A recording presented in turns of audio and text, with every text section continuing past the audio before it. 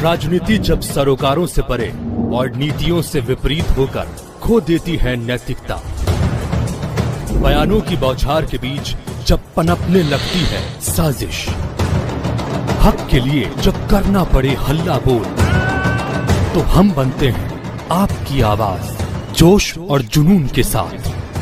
दिन भर की बड़ी खबरें एक साथ, सुर्खियां दिन भर।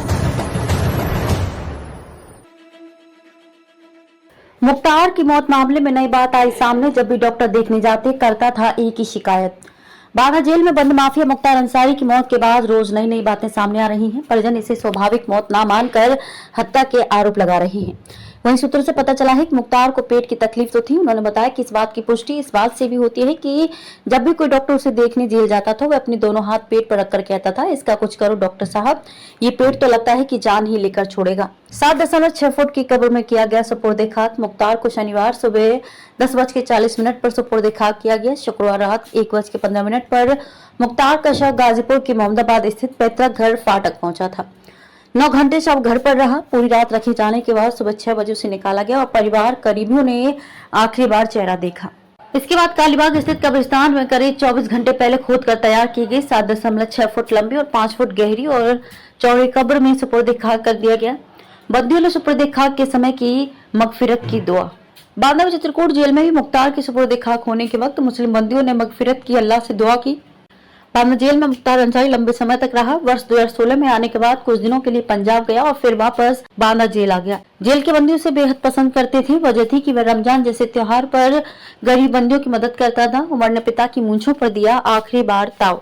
फाटक से जनाजा उठने से पहले बेटे उमर ने मुख्तार अंसारी की मूंछों पर आखिरी बार ताव दिया। मुख्तार अपनी मूंछों पर ताव देने के लिए मशहूर था। उमर अंसारी बांदा से अपने पिता के शव वाहन के साथ आया था। सोशल मीडिया पर एक तस्वीर वायरल हुई जिसमें वह अपने पिता मुख्तार अंसारी की मूंछों को ताव देता नजर आ रहा है। पिछले कई दिन से मुख्तार की तबीयत थी खराब। पूर्वांचल के डॉन कहे जाने वाले माफिया मुख्तार अंसारी की गुरुवार रात मौत हो गई थी। पिछले कई दिन से मुख्तार की तबीयत खराब चल रही थी। इससे पहले भी जेल से मुख्तार को अस्पताल में भर्ती कराया गया था। हालांकि इलाज के बाद मुख्तार को वापस जेल भेज दिया गया था। गुरुवार को अचानक फिर से मुख्तार की तबीयत बिगड़ी। आनंद फानन में उसे मंडली कारागार से मेडिकल कॉलेज लाया गया। यहाँ इलाज के दौरान उसकी मौत हो गई। रात करीब 10:30 बजे प्रशासन ने मुख्तार की मौत की पुष्टि की। मुख्तार अंसारी की पोस्टमार्टम रिपोर्ट भी हुई वायरल। सोशल मीडिया पर मुख्तार अंसारी के शव की पोस्टमार्टम रिपोर्ट के कुछ अंश वायरल हुए। संवाद न्यूज एजेंसी उसकी पुष्टि नहीं करती है। वायरल रिपोर्ट में मृत्यु का कारण शॉक और मायोकार्डियल इन्फेक्शन MI दर्शाया गया है। मेडिकल में शॉक का मतलब ब्लड प्रेशर का कम हो जाना है। MI का मतलब हार्ट का एक हिस्सा पीला पड़ जाना है। सूत्रों के मुताबिक मुख्तार अंसारी के हार्ट का लगभग 2x1.5 सेंटीमीटर हिस्सा पीला पड़ गया था। उस पीले हिस्से में ब्लड के क्लॉट पाए गए थे। उसी से मौत की वजह मायोकार्डियल इन्फेक्शन दिखाई गई है। इसके अलावा आंतें भी फूली मिली हैं। बाएं कान से खून आना भी दिखाया गया है। मौत की वजह स्पष्ट, जहर के आरोप पर बिसरा प्रिजर्व।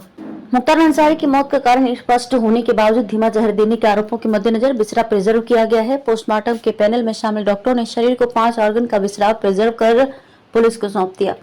पुलिस इस बिसरा को लैब में जांच के लिए भेजेगी। मृत्यु से पहले मुख्तार के वकील ने प्रशासन पर धीमा जहर देने का आरोप लगाया था।